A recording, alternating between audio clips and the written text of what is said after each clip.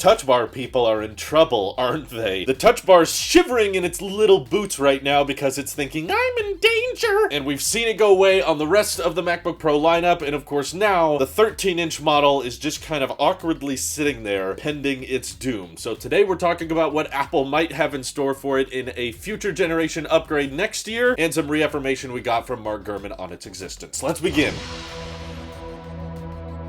So this is certainly an awkward position in the lineup, because I think the MacBook Air market is, fairly catered towards with the M1 version because, alright, it's fanless, they call it the Air, but it doesn't move any, and it's not so much about performance with this model, it's just supposed to be a thin and light notebook, and thanks to the power of the M1, it's still a really, really good laptop. Like, it's still very capable, even without the fans inside it, but it's got great battery life now, and I would genuinely recommend the M1 MacBook Air still to people, even though it's over a year old now. It's still a great product, and it's still perfect for the average consumer. And honestly, I've always been kind of confused by the existence of the Touch Bar MacBook Pro with the M1, because at least in my experience, and a lot of the speed tests I've seen, the difference between having a fan with the M1 chip and not having a fan with the M1 chip doesn't really result in that big a difference in day-to-day use. And now, of course, we've got all of these new features with the 14-inch and 16-inch MacBook Pro, but it's also a regression. It's kind of a move backwards in so many ways, with bringing back old ports that they've removed and going back to the function keys instead of Touch Bar. So it seems logical that Apple's going to go in this same direction with the MacBook Pro refresh. But my question is, how then, if there's no Touch Bar on this next generation MacBook Pro, do you differentiate it from the new MacBook Air? Well, because both of these MacBooks with the M1 chip launched at the same time, I actually think it's fairly likely, this is a lot of speculation on my part, but I think it's fairly likely we're going to get a MacBook Air redesign with the M2 chip and also see the M2 come to the 13-inch MacBook Pro as well. And this will not have a big redesign emphasizing,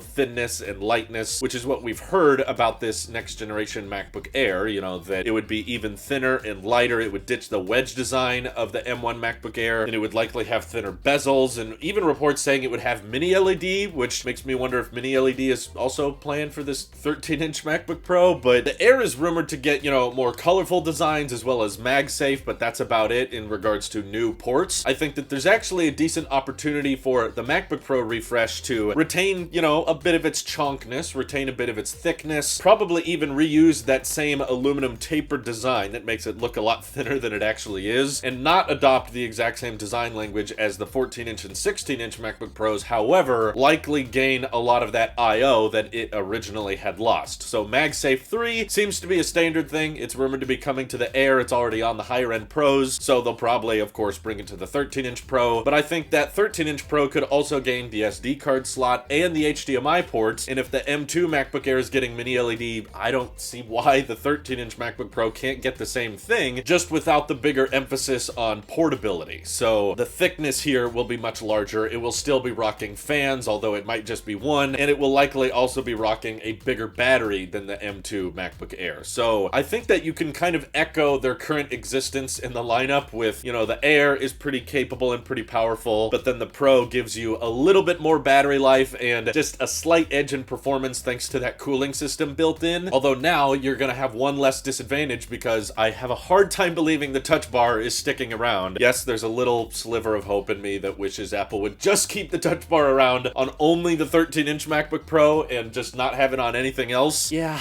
I like to live in denial too sometimes, but the realistic side of my brain does not see that happening. Yes, I do believe if the M2 MacBook Air is getting the full-size function keys, then the M2 MacBook Pro, yeah, it's probably also getting the full-size function keys. However, if the rumors about white bezels on the MacBook Air end up being true, then at least the M2 MacBook Pro will retain the black bezels and a notch. And who knows, maybe to add a bit more differentiation between these two products, since the M2 MacBook Pro will have a bigger battery, maybe that one can get mini LED and ProMotion, it would be in line with the rest of the MacBook Pro lineup, and it would have 120 hertz just like the big boys do. But what's the big difference now? What does the M2 MacBook Pro not have that the 14-inch and 16-inch MacBook Pros do? My prediction, because the M2 chip is not going to have as much Thunderbolt controllers and not be as powerful as the M1 Pro or M1 Max, it could be lacking a third Thunderbolt port. So maybe on this M2 MacBook Pro, you get two Thunderbolt ports on the side with MagSafe, but then on the other end, you just get the SD SD card slot and HDMI. And this could still be the crappy HDMI 2.0 ports just for the sake of the M2 chip doesn't have the throughput for that additional I/O. So you lose a Thunderbolt port when you go with that smaller model. And I'm also proposing, of course, that this MacBook does not get access to the Pro and Max series of chips. So you're getting that I/O that a lot of people care about, and you're getting 120 hertz. And the M2 chip by no means will be slow, but it will certainly not be as good as even the binned version of the M1 Pro, although I expect that gap between where the M1 sits and where the M1 Pro sits to be a little bit closer now. However, because the M2 MacBook Air is rumored to have all of these design changes and a smaller chassis with this upgraded display and everything, I wouldn't be shocked if there's a bit of a price hike here. You know, there's been a lot of speculation on if this M2 MacBook Air, because it'll be faster and better, will there need to be a 13-inch MacBook Pro anymore? Can we just scrap that entirely and just say, if you want a MacBook Pro, you gotta spend $2,000 or more? While I personally would be fine with this option, because I think the MacBook lineup is too complicated in its current form, and I don't think we need 3 screen sizes of MacBook Pro. It's a little bit overkill. Apple likely